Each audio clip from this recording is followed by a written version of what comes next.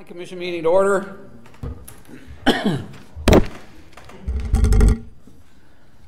First item, discussion and possible action on a certified survey. Oh, I'm sorry, the meeting minutes. Everybody have a chance to take a look at the minutes? I move to approve. Second. Motion and second to approve the minutes. Any discussion?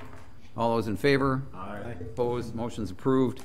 Discussion and possible action on a certified survey map, CSM at 2239, 2241 Namacoggin Street, submitted by Preferred Builders, Inc.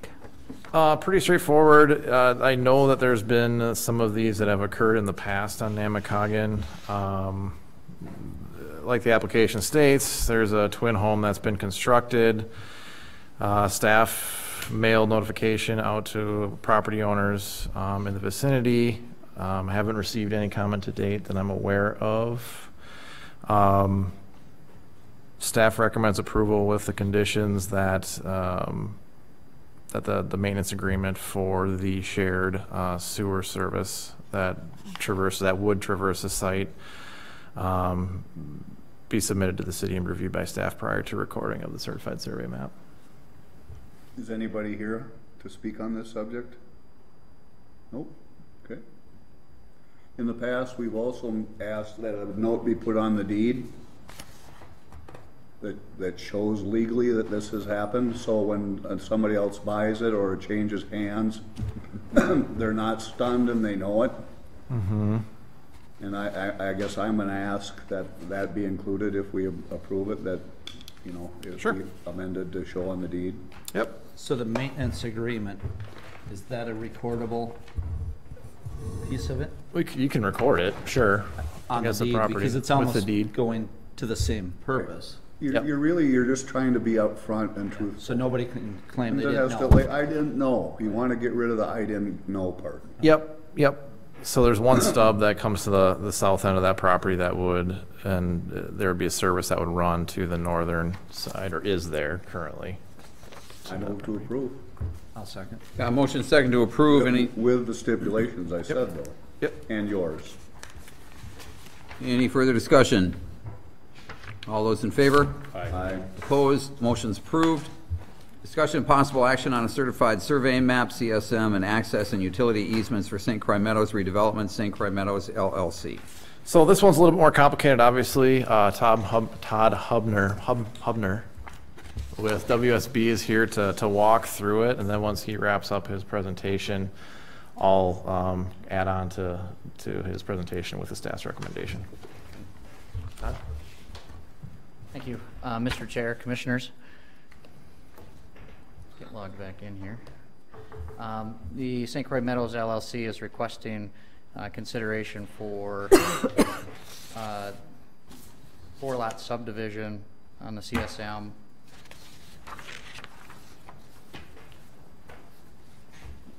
Here we go. The first 2 lots, and give you a little bit of background here. The reason for the CSM process is the closing date for a number of these parcels is rapidly approaching with schedule and timing. Lots 1 and 2, we're hoping to close by the end of the month. And so that is what is shown here. These are lots 1 and 2. If I go back, there's also, I'll touch on that in a second.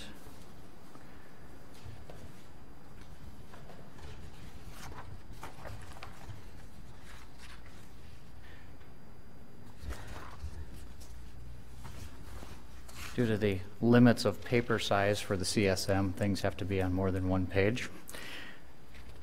We have lots 3 and 4 as well. So lots 1 and 2 abut Carmichael directly, and then lots 3 and 4 are more internal. Lot 3 is intended to be for the stadium, and lot 4 is another parcel that entity has expressed interest in. We have also preserved utility easements to facilitate the ponding areas on each of these lots. Also, the local roadway is placed in a easement for access to all of the lots. And then we also have some utility easements that facilitate the needed relocation of community facilities on lots 1 and 2.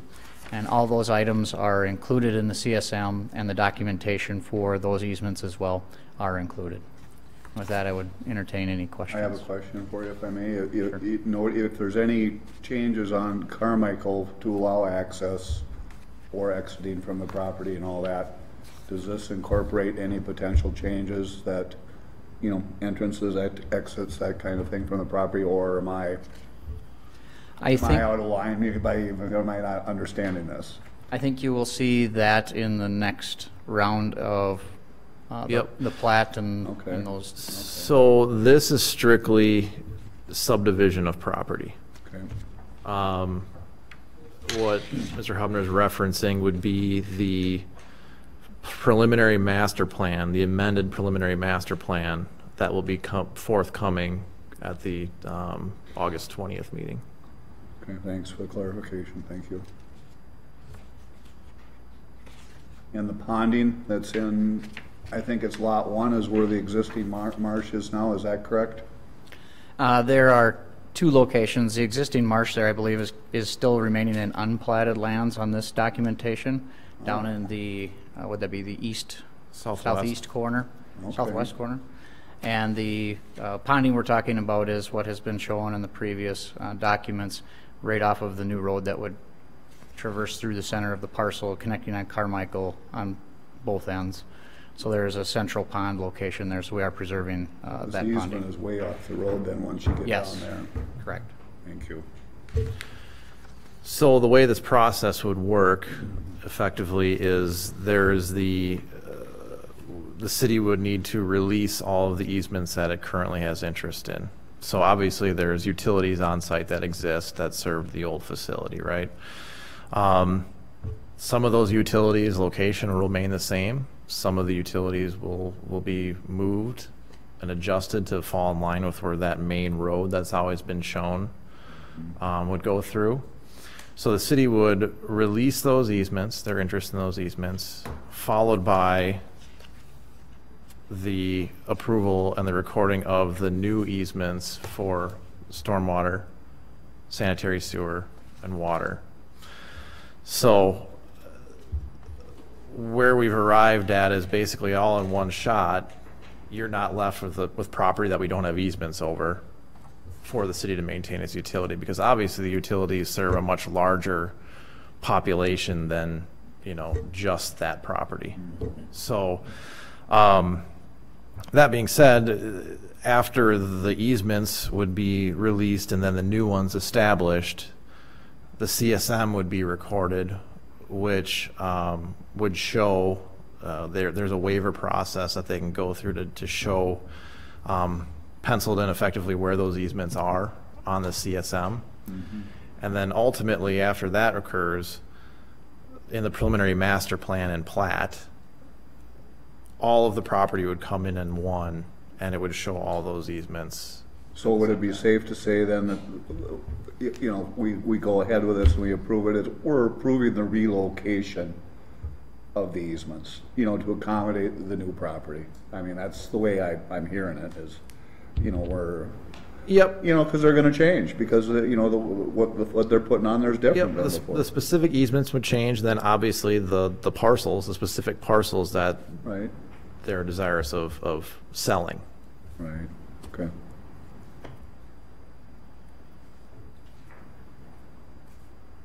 Is that all we need to know? I move to approve. Second. Motion second to approve. Any further discussion? With conditions? With the staff conditions. recommendations. With, absolutely. Further discussion? All those in favor? Aye. Opposed? Motion's approved. Thank you. Thanks. Discussion of possible action on an amendment to Municipal Code, Chapter 255, zoning, Section 255-48 sub H and Section 255-57 sub E, to reduce the number of required parking stalls per multifamily unit and to allow for parking in the front setback. This was discussed, obviously, when the Plan Commission requested that the Common Council set a public hearing date on this item. We held a little bit of discussion, but again, it goes back to, you know, we look at comparable communities and what the parking requirements are, and, you know, it's the number one barrier to that type of development occurring is the parking, the number 3 per unit, and then also the No parking in the building setback, which can be anywhere from 35 to 40 feet. I do have an alternative in there if it's a little bit more than the commission, thinks is appropriate. You could also have a situation where you have 2 per unit for 1 and 2 bedrooms, and then each bedroom from there on would require an additional parking stall. So if you had a 3-bedroom, you need 3 stalls, 4-bedroom, 4 stalls. That's also an option. And if you took that option, you still would be reducing the overall number of parking spots from 3 to, it's not 2 then, but it's not 3 either. It would depend on how many Right. bedrooms they want to put in an apartment building, yep. Right, okay. And this is something you've heard several times from potential developers Yes. and those that. Yes. How does Chippewa Falls have 1.5? It's not uncommon. It You get really 1.5. isn't. Yep. Well, it's the total number that they're looking at, not just Yeah. the. But that could be 2. 2 per, 1.5 per. All right. Do we have any inclination about any information about apartments that are coming in that might be 3 or 4 bedroom? Not apartments. Not an apartment, Well, I mean, I'm looking at the alternative. right? To require an additional, I mean, that makes sense to require an additional stall for each additional bedroom above 2, but I'm just wondering if we've even heard from anybody that might be doing a 3 or 4 No. bedroom. Nope, I have nothing that shows. On the one that we had a pre-app meeting the other day, that might have had, actually, I think those were all 2 bedrooms too at the most, yeah. all 2. Yeah, so I can think of 1, 2, at least 5 or 6 different projects, maybe more. Well, I like the alternative. I just don't want to have to revisit this if we have somebody with the NX properties coming in saying that they want to build larger size apartments, and then we're stuck with this for them too. All of that, I think mostly we're worried about exacerbating the situation downtown. Yeah. That probably wouldn't apply down here, but I think it's a good alternative. Yeah, my preference was the alternative. That way it's stepped, basically. Yeah. Sure. I think with extra rooms, the way younger people operate today, they rent it out to their buddy, they rent it out to their friend. It might not be just them to help pay for it, make it cheaper. So I like it also. I think there's going to be more people, more cars there potentially, on those. Could be.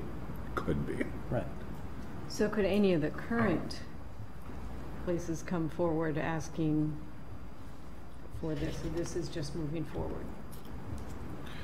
I would say just moving, I mean, they'd already have the parking. Right. So But just if they were going to redo or do something different. if it was a substantial redevelopment of a project, yeah, they would have to come in line with the new requirements, which would be less restrictive.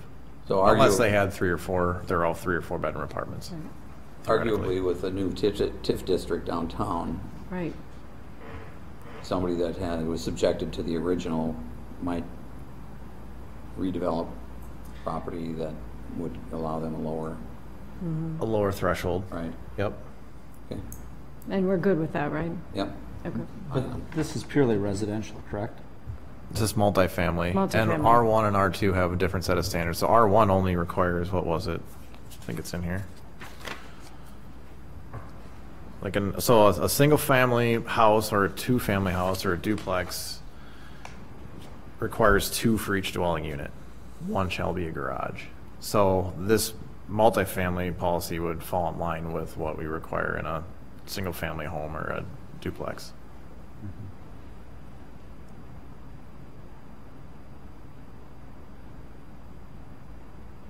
Everybody good? You have a motion? I'll make a motion to approve. We're talking about 2 and then the 3rd bedroom being a 3rd parking spot. The alternative, yeah. Okay. I'll second the alternative Okay, with condition, well, with whatever you got there, yeah. yeah. All right, so we got a motion and a second. Any further discussion? All those in favor? Aye. Opposed? Motion's approved. Anything else? Anybody? Okay. So next meeting, August 20th at 4 is still stands? Correct. Good. That'll be a big one. We have a motion to adjourn? So moved. Oh, Motion and a second to Sure, adjourn. sorry. All those in favor? Aye. aye. Opposed? We stand adjourned. Thanks, everybody.